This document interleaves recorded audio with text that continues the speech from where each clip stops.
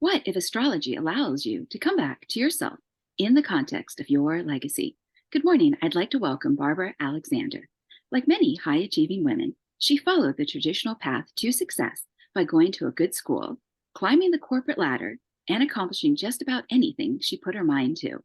Material rewards came in her career, both with IBM as well as on Madison Avenue, which you'll speak into in a moment. And then a growing family came. She hit a plateau in her 40s, and the titles and the recognition no longer led her. They became less important. A conflict came forward between her personal and corporate values, and she decided to start her own business around astrology and coaching.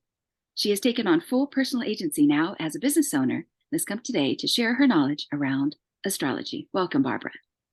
Thank you, Angelina. I'm thrilled to be here today. Thank you for the invite.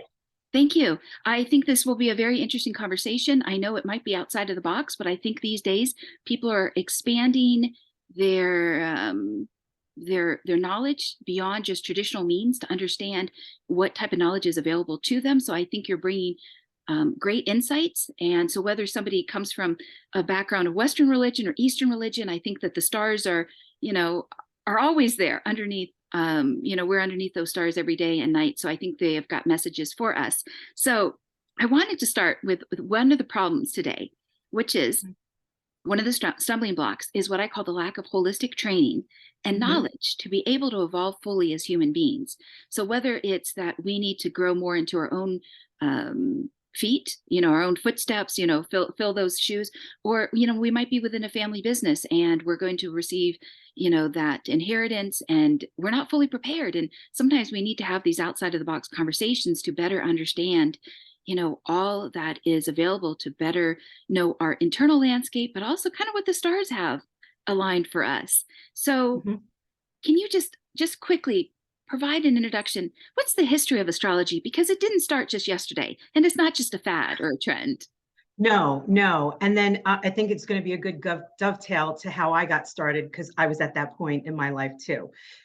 So if you remember, like just from history, the caveman days. So it was discovered that the cavemen were writing the lunar cycles and the stars as a means of guidance. So it really started with when they really weren't communicating and they were just sort of drawing on the walls of caves.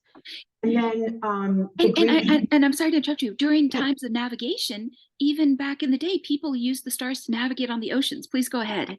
Yes, exactly. So it's a natural evolution to where we are today, just with more advancement to where we are. So then the Greeks adopted it and they started to put names to the planets and the zodiacs based on Greek mythology and Greek literature. Then astrology began to flourish in the Middle Ages, and more prominent professionals started using it. So doctors and then astronomers came into play and mathematicians. And then what happened was the church shut it down. Right. So there's this sort of taboo thing around astrology in certain sects. And so when the church shut it down, it kind of went quiet for a while. Can I make the joke? Can I make the joke about those three darn wise men? Bearing gifts, right? One of them was a birth chart for baby Jesus. So, and then what happened was Carl Jung, which you probably know who he is. He's a famous psychologist. Back in the 19th century, he started to connect the innate characteristics of individuals with the archetypes of the planets and the zodiacs. So they started to sort of take form, saying you are born the way you are with these certain characteristics, and then map them to the planets and the zodiac signs. Later on, the horoscopes, if you remember when you used to read in the newspaper, when you used to read your sun sign, they became a form of entertainment for people. So they would say, oh, okay, I'm a Cancer sun, and what is my, like a weather forecast, what is the forecast for me today? Yeah, I also just want to bring up that for any of Generation Z, we had these we had comics right in the 80s and I don't know if they still have that, but go ahead. The old-fashioned comics and horoscopes. Although I do still follow horoscopes, but in a very different way. I'll share that with you if it comes up. And then as you talk about the out of the box, then as people started exploring different modalities and what I call, for healing and different divination tools to better understand who they are, people became curious about astrology. And one of the facts is it really started taking off in a more common way right around 2020. And we know what happened in 2020, which was a lot of uncertainty. People experienced a lot of uncertainty and wanted to get some direction and guidance and looked at, is there something in my birth chart? Is there something in astrology that can help guide me? And honestly, that's the first time that I really dove into it. It was in 2020. Yes, and I know the backstory is that you had your own natal star chart read, and that is something that introduced you, like a pivotal moment, into deciding to leave the corporate world and come into this place of, it's almost esoteric. I mean, it definitely has structure. And it's also very mathematical. Some people call it like a wave, a sine wave. That and again, it's very mathematical in terms of the red lines and the blue lines, and you might share more on that in a moment. But it's also very interesting because there are expressions throughout history where somebody will say, "Oh, it was written in the stars," like whether it was for Julius Caesar or some historic or political figure, and we just kind of take it for granted, that expression, "It was written in the stars." Yeah. And it was, and it is. So, so just to kind of, I'll backtrack, because when I really dove into astrology, I was at a place in my life where I was in transition, and I had already left corporate. I was in the midst of a lot of change in my home life, and I wanted to learn, okay, what's in it now? Is there something here? Because I actually even started studying tarot, so I started to dive really into a lot of different things. And so I had my first reading, and what totally had me hooked was she started to go back in time. And so I was able to map back to certain events that took place in my life that led me to where I was. So where you said there were like warning signs or trigger signs or whatever you want to call it, there are points in our life at certain ages that are, I guess, enlightening us to look further at and deeper at who we truly are and the direction that we really are meant to go in. So I was at a place that it was like, okay, where I have a couple of options, where am I going next? And astrology was one of those really insightful tools to just validate where I've been and to help guide me going forward. Absolutely. I think a lot of times people look at astrology because they want that insider knowledge. Even with the stock market, they want that forecasting of the future. Yeah, absolutely. I think people are searching out, especially like when you mentioned a time of uncertainty, like during the pandemic, that people wanted to know, even if it was a form of radical self-care, to to expand that conversation. And yeah, yeah. And it's also interesting because one of the things that we talked about in our preamble icebreaker conversation was even energies around feng shui. I mean, millionaires, billionaires, they'll invest in feng shui knowing that it will help their business, help the flow of their office. And so if the energies within a room have influence on the outcome, how could something on a macro level, such as the stars, not also have influence regarding the placement of events and the timing of good luck or bad luck and so forth? Yes, and so we're all connected. So it's that universal law, the first universal law of oneness. We're all part of that same energy field, and we all come from that same source. So do the planets. They do as well. So just to kind of put some context around it, when we're born, the date, the time, and the place of birth, where the planets were at that time, it becomes an energetic blueprint. So it's unique to us. No one has the same exact birth chart, except I had told you in the preamble, my kids are twins, but they also do express themselves a little bit differently based on choices. So we'll talk about what it looks like from a destiny standpoint, and then what it looks like from a free will standpoint. So it's so that energetic blueprint you learn a lot about yourself. And going back to the Carl Jung model, you can look at what the zodiac sign placement of a particular planet says about you, right? So your sun sign, I'm a Cancer. So what are the qualities and characteristics of a Cancer? You're a Libra. What are the characteristics of a sun in Libra? But then what happens is, so that doesn't change, right? So it's like, this is who you are. And there are strengths and there are gifts and there are talents that you're innately born with. What happens is sometimes people don't necessarily recognize that in themselves. And my experience was it illuminated certain things about me in my birth chart. Like, wow, like I kind of had a nudge about that, but I never really explored it further. So that's one aspect of it. And then the other is, gosh, yeah, I've always had a challenge in a specific area in, let's just say, relationships. And your birth chart completely validates that. I had a session with a client last night who has her Chiron wound in her seventh house of relationships. And so it normalized it for her. Like, okay, now I know, and now what do I do with it? So that's one aspect of it. But then all the planets are still moving around, right? So they were where they were at the time of your birth. And as they continue to circulate around in the cosmos, they're interacting with, we'll just call it your blueprint.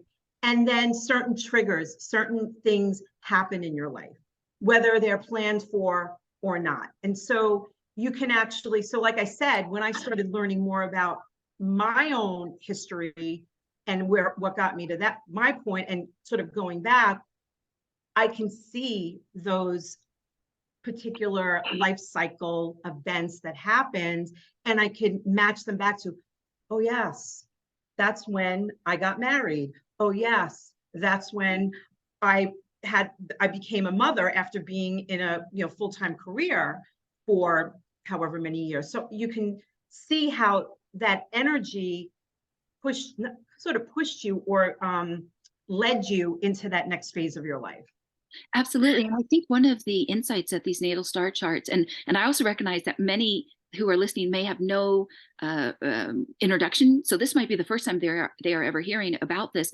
And so I just want to build on that and what you're sharing, that the natal star chart can highlight talents within someone, gifts that if their schooling or conditioning when they were growing up did not mirror that back to them, it could be an open door where they'll say, especially in the context of their legacy and purpose, gosh, that was something I always really wanted to do, but no one ever talked to me about that gift I might have had. And maybe that's also something that you came across, because as a high achieving woman, when you talked about your career track, you were going into New York City and you were just incredibly driven. And I think a lot of times in our capitalistic culture, we're taught that that is success. But what if our natal star chart has different insights and different information? Yes, and that's exactly what happened to me after I left corporate. And I'm very transparent. So at that point, I was still looking at where I can make the most impact in my coaching business, because I had come out of a coaching certification, coaching different people. And then what I did was I started to connect the dots where I can make the most impact. And it really was a combination of my sun sign in Cancer, my moon sign in Sagittarius, and I didn't know what a moon sign was and what it really meant, and my rising sign in Scorpio. And so the Scorpio rising sign is all about transformation. And I was like, that's it. Like, I'm going to coach women through these periods of transformation. And I also have the experience. I can go back to say, when you experience your first Saturn return, which is when Saturn returns back, you remember Saturn's still out there spinning around.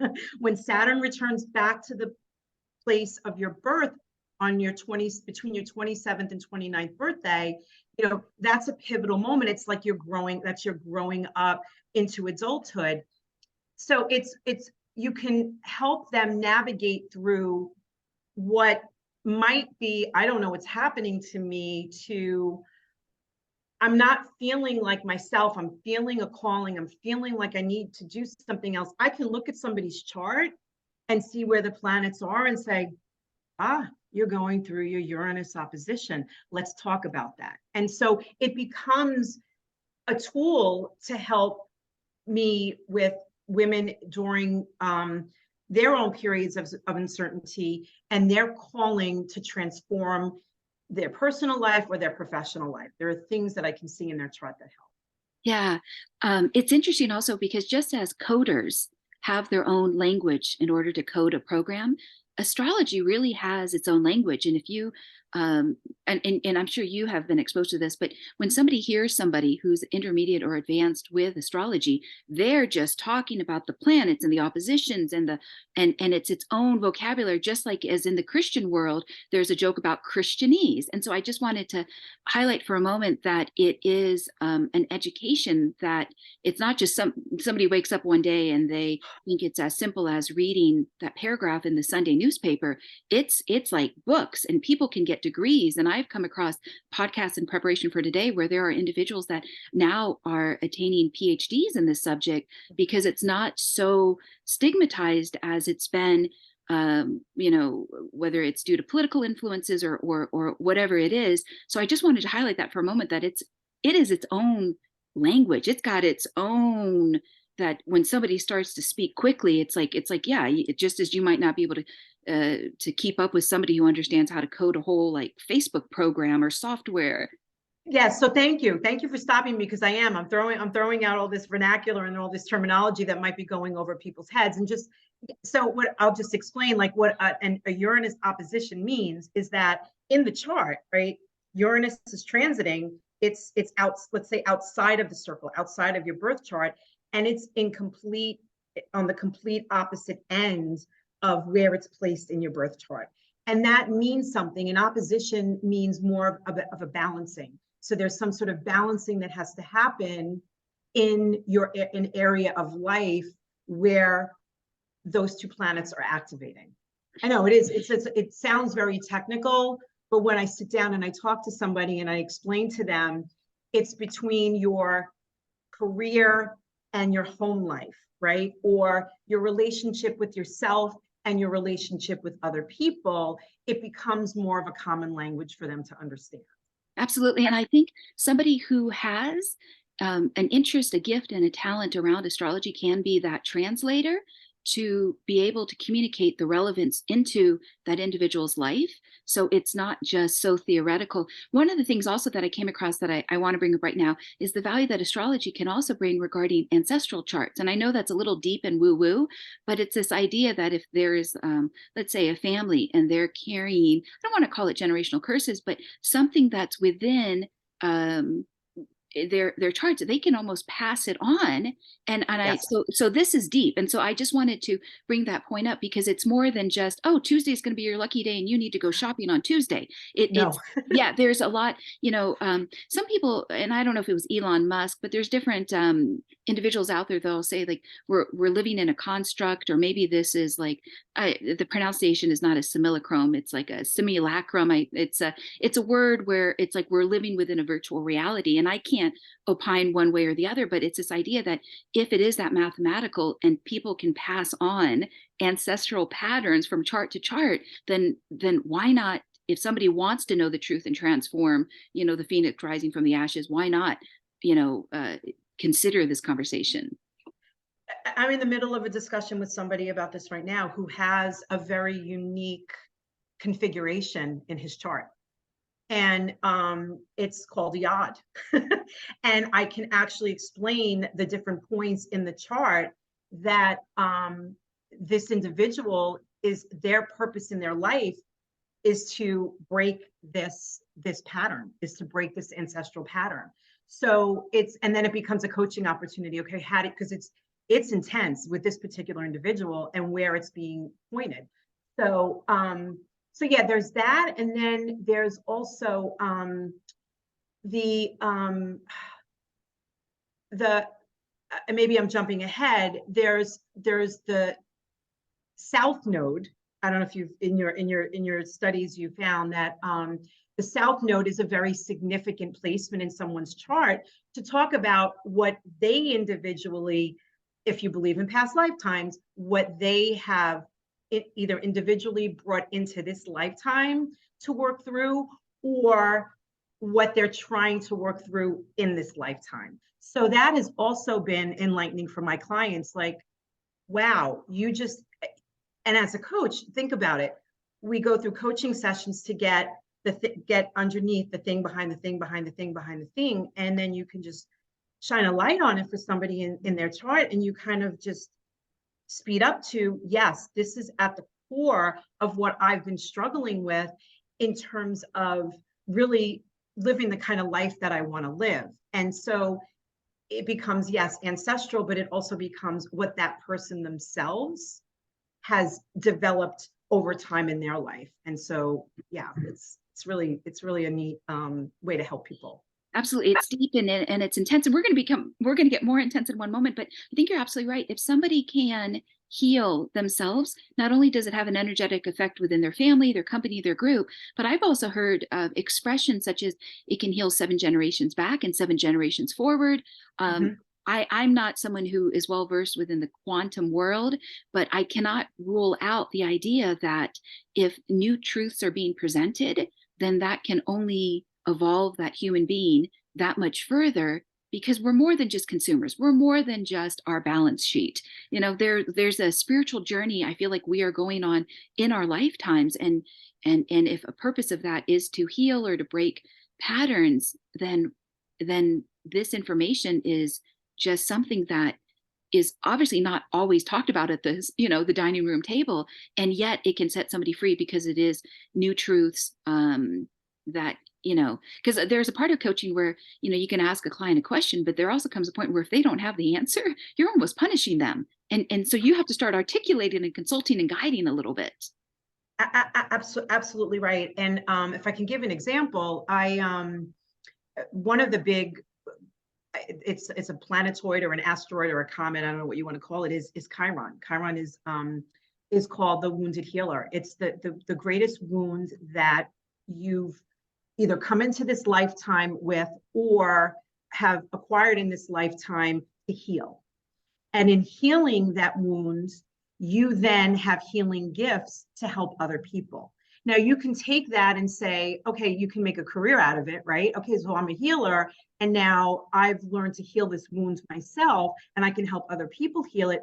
Or much like you just described with ancestral patterns, you can just be helping other people in the day-to-day life that you live. Think about it. And so I am in a group with a bunch of women, and she's a healer. She does breath work, and she knows my background. And I helped her identify her Chiron wound, and she's going through her Chiron return now. So she's got a group of 15 women in a Facebook group, and she comes on and she does her breath work with them.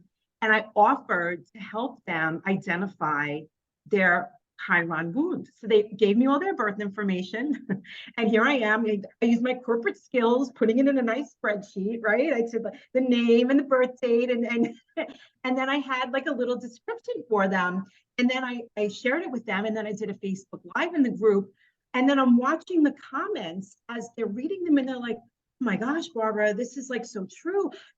You cannot believe that this is what I've been feeling. And so now it adds a level of awareness of what they need to heal. To your point, if they don't have the answer, now they have the answer, and now they can look to the best modality to help them heal that, whether it is reading or breath work or Reiki or whatever resonates for them. But now they're honing in on what has sort of troubled them for their life, but now it's coming to a peak during this return. It's like, what's going on? Well, guess what? You're facing your Chiron return. Yeah, absolutely. People are carrying stuff around and they might not even know what it is they're carrying around, but if you can allow them to get unstuck, what a service that is. Because like you said, yes, not only do they get to become unstuck, they can help other people also become unstuck and no longer trapped by this thing that maybe we're not sure how to give language to or what that thing is. Because again, like I'm not going to go down to Starbucks and have this random conversation like Exactly. Yeah. over a Yeah. cinnamon roll. Yeah. Okay. So before I bring up Saturn, and Saturn is one of those deeper planets that, ooh, it is a teacher. I did want to bring up in the context of legacy. It's interesting. Sometimes legacy, and I'd love for you to opine on this, can show up like, let's say, in the 12th house.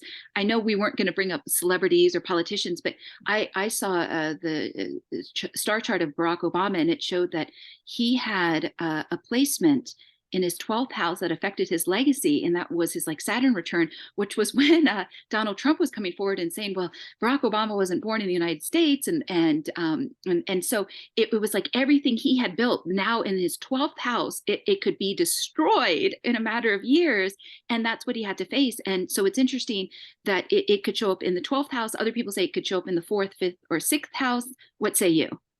Me is the ninth house. Okay, do tell. Okay, so and this is again, well, it's actually a combination. I'll just say, because in my studies of astrology, when I was learning more about it, I obviously have to learn looking at my own chart. So I was in the corporate world. I was in the corporate world for 25, 30 years, and it really just came out of my interest in marketing and sales. Okay, set that aside. There's really nothing in my chart that tells me I'm great at marketing and sales, but I just learned it, right? It's just you acquire the skills and you're naturally talented at it. Now I'm here out of corporate trying to hone in on my craft. And so I learned that first I have my career line is in my 11th house in Virgo, which speaks to service. And another planet that's in there also speaks to having multiple careers. So that also lended credibility to what we were talking about in the preamble, which is there's a two-part to my legacy, right? It's that the impact I've left in the corporate world and the impact I'm leaving now. So the impact I'm leaving now really comes from my ninth house of teaching and in Cancer. So it's my sun sign is in the ninth house. So it's teaching. It's the combination of the placement of and the zodiac. And the sun is how you express yourself. It's your vitality. It's your personality. So it's a natural element of who I am is to teach. It's also a house of spirituality. And I have my Jupiter in there, which is very close to my sun, which magnifies it. So and Jupiter is in a very well placed area in my chart in the ninth house in Cancer. So it's almost like it jumped out. That was the first thing that jumped out when I had my reading. So it's like, okay, I'm in coaching, and now it's how do I refine that? And like I said earlier, I looked at the other points in my chart, tying it back to my rising sign in terms of transformation. So my legacy really comes from my sun and its relationship to Jupiter, which is the planet of abundance and optimism in this house of teaching and spirituality. Awesome. Beautiful. Where do you think it shows up? Which house do you think it shows up most often for people, or does it just depend on their chart? It's so what I look at is like I said, the career line. So that's something to look at. If the career line isn't in their 10th house of career and public recognition, there could be something in there that says something about their legacy. And it's not often that the sun sign is. It just happened to be because of my placement. And then there's also, when I talked about the South Node, there's also some things about the North Node. And so where are these planets located? And how are they in relationship to one another? Because there could be planets that have a relationship to each other that may cause tension or friction, right? You want to make sure, like in a Jupiter Sun relationship that I just talked about, it's a blended energy as opposed to a harder energy, which may be more challenging. So there is no one particular answer. So with the Barack Obama, there was probably a number of different things that the astrologer looked at in that 12th house in relationship to where maybe other planets were. And at that particular point in time when that transit happened, that was a defining moment. Sure. I think that was a Saturn return, and he just Oh, kind it of was a laid Saturn low return. Okay. for a few years. Yeah.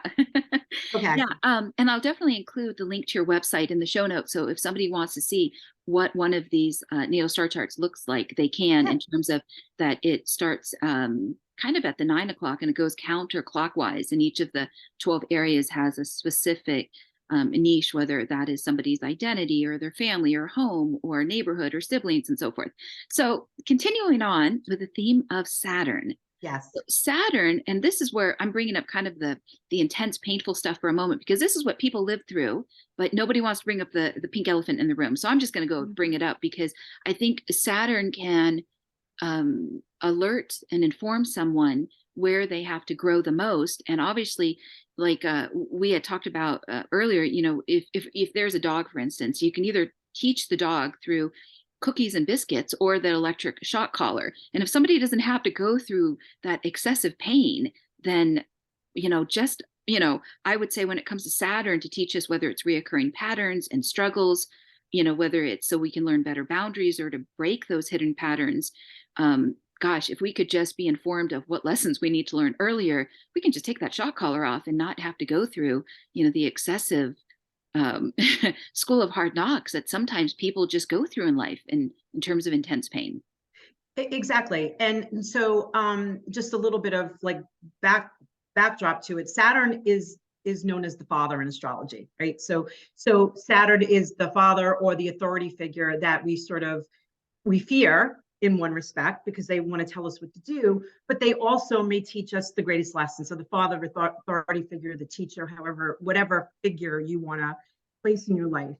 So if you're unaware, let's just say that you're going through a Saturn return, you're going to be hit with these lessons without necessarily having the preparation. So it's okay, I'm 27, 29, and I went through my first Saturn return when I got married. So it was actually a very pleasant experience. But it was okay, I've been single all my life. When am I going to settle down lesson, right? And now I'm going through my second Saturn return in about 2 years. But knowing that, even I'm approaching my Saturn return because of my it's not going to happen till the end of its transit in Pisces. So Saturn just entered Pisces on March 7th. My natal Saturn, and this is where I get technical, but this is just the stuff I love. My natal Saturn is on the 29th degree, and there are 30 degrees in the zodiac. So the beautiful thing for me is now I know Saturn is going through Pisces in my area of self-expression, creativity, romance, fun, children. So it's a very light house. It's not a heavy house. And my lesson is most likely how do I have fun and work, right? How do I have fun in expressing myself while sharing my gifts? So so it's giving me this time now before the energies get much more intense as Saturn gets closer to my natal placement. So that's the beauty of letting somebody know you're coming up on your Saturn return because your natal Saturn's in Pisces, and it's going to happen. I have software that I can go into and I can actually show them the dates. So Yeah. that's the predictive and that's the forecasting element of astrology. And one other thing I want to clarify is that it's all free will. If you want to learn, you learn. If you don't want to learn, you don't. You just continue doing what you're doing, right? So everybody has these points of activation that you have a choice as to how you want to. I call it co-create, because we can co-create our experiences with these energies. We truly can, once we're empowered with the knowledge of potentially what those energies might bring forth to our lives at any particular time. Yeah, it's interesting. So with Saturn, typically it's like deep responsibilities or heavy experiences, heavy responsibilities. And so it's interesting, you had mentioned the word fun. If somebody knows they're going to go through like the dark night of the soul or that valley of the shadow of death, then I think it's both gosh, very sensitive if they can be told like, hey, the next 3 years are going to be a tough one, and you could have fun and you could co-create in that, so that it doesn't just pull you down in the undercurrents of, because everybody goes through struggles and hard times, but the key is to learn the lessons, to make it out the other side, and not to just have somebody get crushed by that those teachings, because sometimes the teachings can be light, like you said, if somebody goes through their first Saturn return around age 29, or the teachings can be so harsh that they can leave the person like almost broken on the other side. Well, I met a new client last year as she was going through her first Saturn return in her first house of self and self-image. And so she was faced with a lot of realizations about codependencies on other people and lack of self-worth. So just explaining this is a normal process for you to go through, because Saturn is teaching you the lessons of learning to love yourself and self-love and having a strong self-image and not depending on anybody. So again, it became a great, I'll call it a data point for coaching for me. And for her, it was normalized. It was totally normalized that she was expected to go through this, to be brought into the next phase of her life at the age of 30, which, her birthday is coming up in May. Yes, and I think Saturn also, it sometimes it can last for 5 to 10 years. It's a slower moving planet, and so if somebody knows that they're going to face kind of a decade of tough, what you called father figure lessons, it's like the judge, the great restrictor, the sea goat. Like I think there's a bunch of different names for it. I think then that self-care also is something that they can go, okay, well, I'm going to go through a tough time. I need to up my self-care, whatever that is, so I can choose to be gentle while the external environment's going to be pushing me through a transformation. What are you thinking? Yes, and that's exactly it, because I wasn't the sole, I'm not the sole area of support for her. I recommended other people that I work with to help her through some of these things from a healing standpoint. And the other thing is, yes, compassion. You need to have compassion for yourself as you're going through it. And it can get so precise, because you can even look at what other influences will be affecting your chart during this time, and actually just give yourself permission to just retreat and go away. And if I can give you an example, I did this for myself last year. I'm at the tail end of this. It's called a natal nodal return. So there's the north node and the south node, and they both came back to the place of my birth, time and place of birth, back in January of 2021. I got divorced. My divorce was final in January of 2021. No, 2022. 2022. I'm losing track of dates. And where it was showing up in my birth chart was my area of relationships and my area of self, home. Myself. So it was totally relevant, a relevant experience. I knew that there was going to be a point in October, November, when the eclipses were happening in October, November, and where they were going to affect my chart. I basically said, I'm packing it up, closed my laptop, packed my bag, got on a plane, and went down to Florida for 2 weeks and just relaxed. Because I knew that a lot of old wounds were going to come up, and a lot of old history, and just from a growth standpoint, because it was sort of pushing me towards this next phase of my life and this next journey that I'm being taken on. So I knew that I needed to just go with the flow and allow the energies to take me in the direction that they needed to be taken in, and that I probably wasn't going to be in a great position to help other people at that time, if that makes sense. That I really needed to help myself and work on myself. Yeah, I think that that's brilliant that you did that. A lot of times, people, especially in the coaching and personal development space, will have this kind of, it's a trite expression, and they'll say things like, "Oh, you just have to let it go." But I think what you're pointing to is sometimes you have to go deeper and get the lesson and understand what it is that you need to process, and then you can let it go.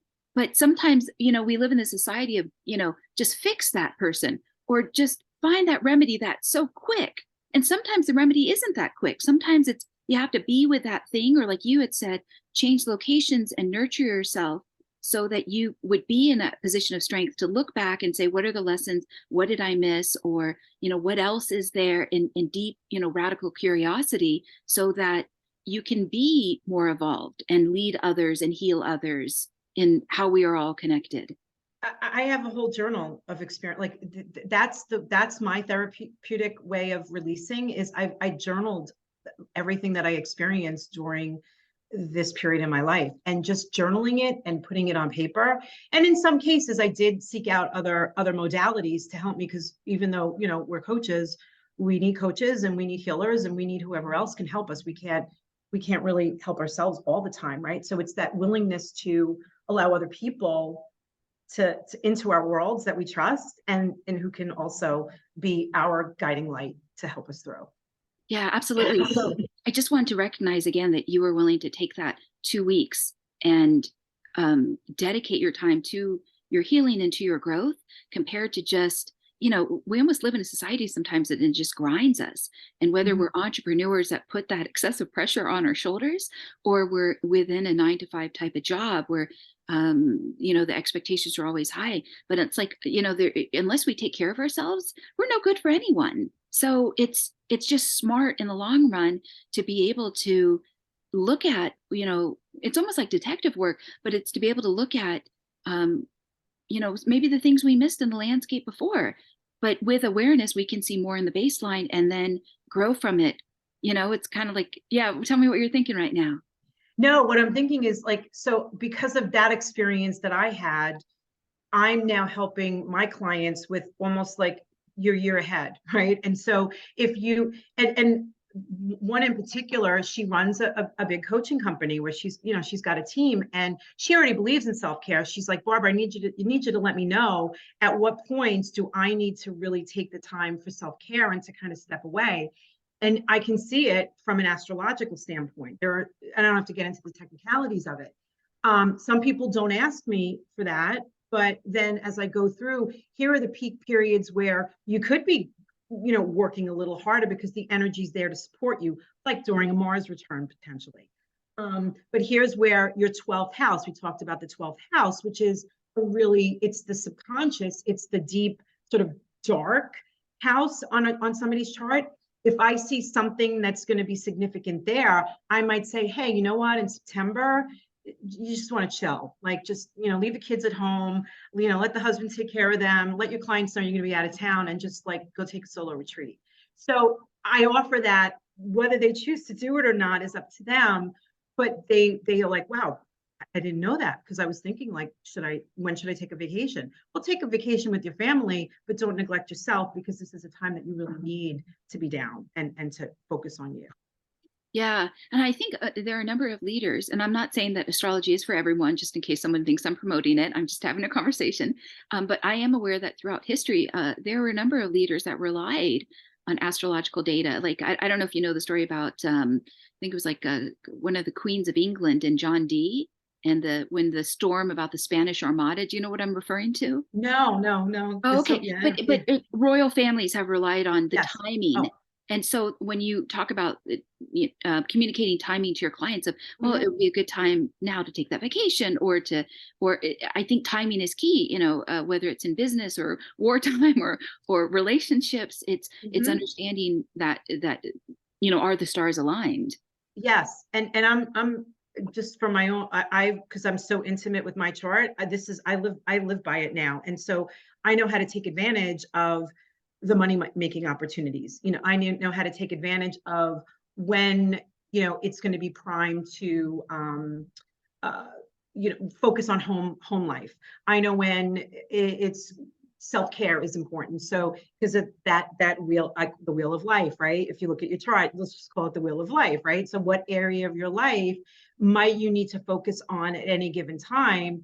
And even anticipating something's going to happen, there are stars aligned and planets aligning in July, let's just say around career. There are things that I might want to put in place now to fully capitalize on that in July. So I'm just giving an example. So it is rest, but it is home life, it's family, it's learning, because the ninth house is what I mentioned before, is teaching. When's a good time to really be focused on learning? So Jupiter, which is the planet of optimism and abundance, coming through the ninth house might be a really great time to go take a course. So it helps people to plan and really optimize. I call it optimize and co-create with the energy. Yeah. And it's just smart again. I mean, just like interior design looks at how the colors play off of one another and the energies within a room. I mean, any one of us can walk into, let's say, a boutique hotel, and we could love that design, and then we want to stay there. And we can walk into another space, and if the energy doesn't feel right, or the connection of how the furniture is playing off of one another doesn't feel right, we want out of there. Yeah. Yeah. Exactly. And I know I was a little sensitive about my own chart, but one of the things I did want to bring up was a connection you had made between the fourth house of mine and the 10th house, being the fourth house was loaded with things that you said were legacy related. Because I thought, well, I'm not sure if this is what I'm supposed to be doing. And you had said back, oh, no, it's in your chart. And I was like, what? Yeah, no, I actually, well, your career one, I mean, again, there's different ways to cast a chart, right? So, Right. I cast a chart using the whole sign house system. Your career line is actually in your third house, and it doesn't surprise me. Communication is very important to you. As a foundation, it's no coincidence that you're actually doing these podcasts to allow people to express their legacies. And your career line, actually your home, your foundation line, your IC is in the third house. So that makes you feel at home, right? Communication makes you feel at home, reading a book or communicating with other people. And then your career line is in the ninth house. Again, casting it through the whole sign, which is about teaching. It's about learning. It's about helping other people learn more, like through this podcast. So I think it's just brilliant that those, again, it's through the way that I cast the chart. If you cast it a different way, which is some astrologers use another way, it could land in your fourth and your 10th house, but it just all depends on how it shifts. But I see that. I can see that in you, just So from the conversations we've had. yeah, I'm going to make the joke, and I've got Saturn in my third house. Oh, we've got the cat coming up here now. Oh, good. Well, animals yes, you do. You do have Saturn in the third house, but that you know what that is? It's the structure and the discipline and the boundaries around its communication. So you've got this framework. This framework for yeah, exactly. So it's your legacy, absolutely. Oh, that's interesting. Okay, well, I'll have to speak more with you further about that Sure. after at some point. So, since this is a legacy podcast, before I ask you about your legacy, are there any other insights that you have come across in your path around astrology that could lead someone to better understand their purpose in terms of their holistic legacy, or any other data points that could be valuable to a listener? Yes, I really believe that North Node, when I mentioned the North Node, diving into that North Node, what that represents in terms of the zodiac archetype and the area of life. So I'm also giving you feedback from the clients. So when I've given them a full briefing on their natal chart, that really stands out. And it's more like, when I say purpose, it's living a fulfilled life. So it's not necessarily a career. It doesn't have to be a career. It could be. But for me to wake up in the morning and feel whole and feel complete and feel fulfillment, there are things that are identified in your North Node that will take you out of your, they will take you out of your comfort zone. There's no doubt about that, but they will bring you the greatest joy and the greatest fulfillment. So that is so under expressed in a lot of chart readings that people, because when people come to me after having a chart reading, they never really explored that before, and I give them that opportunity to explore that. So that's one that we really haven't spent a lot of time talking about today, but that's something I would say is very significant, is your north node. Sure, sure. Wonderful. Okay. And what does the word legacy mean holistically to you? And what would you like your legacy to be? So holistically, it means being able to share my gifts with the world. I'll call the world, in the most authentic expression of myself, and being able to teach other people to do the same. So helping them, so being recognized for helping them to identify their gifts, embracing those gifts, giving them permission to use those gifts and share them with the world with confidence and courage. And it sounds kind of cliche, but these are the people that I come across all the time. It's like, wow, you told me something that I really wanted to do, but I didn't believe I can do it. And so as women, let's just say, if for the women listening out there, and I'm in my mid 50s, I feel like I'm in the second half of my life. The first half of my life, I gave a lot to corporate. I made a huge impact on many corporations in the Fortune 500. I was in sales and marketing, and the people that I worked with. And so that was like legacy part one.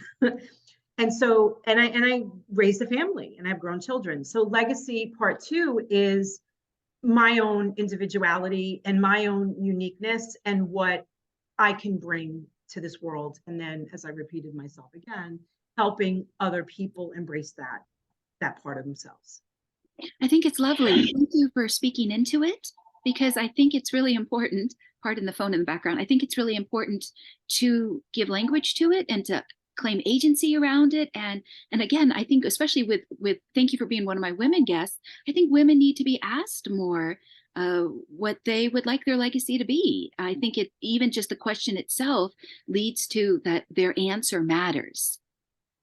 Yes, and I also believe, because you kind of covered this in my intro, it's, we grew up just chasing things, right? We grew up, right? We grew up chasing things, like, so, and you said this so eloquently. I achieved everything. I had the title. I had the corner office in the middle of Midtown Manhattan. I had a huge home with the 3-car garage and the beautiful backyard, and it was beautiful. I had a beautiful family. I still have a beautiful family, but there was something that I felt that was calling for me to do beyond what I had already been doing. And it took me, a few years to discover that. My birth chart was validation. It was total validation that I was on the right path. So I also want your viewers to know that the birth chart was validation. Like, I had been following my intuition all along. And that's the other thing I want people to really embrace. Like, we are our own guru. If we listen to ourselves and what our inner voice is telling us, we know the path that we're meant to take. Knowing my birth chart and learning my path was really validation. And then now it's just guiding me. It's just continuing to guide me forward. That's lovely. Thank you for speaking into its value in your life. So before you share your website, final question, what values do you believe you get to honor by designing your legacy through personal agency and almost living your dream right now? Well, one of my values is connection. In my birth chart, because of my career line being in my 11th house of Virgo, I'll put some context to it. That's how I'm going to thrive, is in connection with people. So that really does allow me to express my values.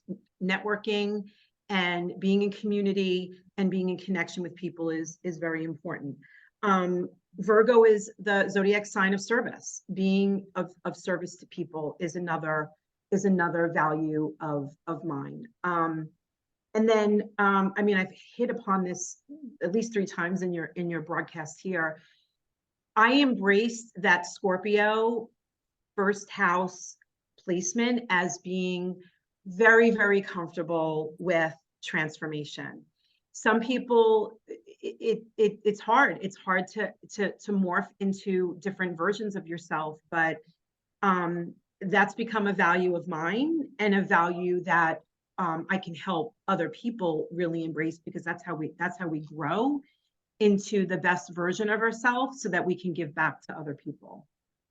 That's lovely. Thank you. Thank you. And what is the best way if a listener wanted to reach out to you? I think you've got a masterclass also that could be available. Yeah, well, that masterclass is over, but the best thing to do is just go to my website, which is barbaracalexander.com. Barbara, BARBARAC, cat, Alexander, as it sounds.com.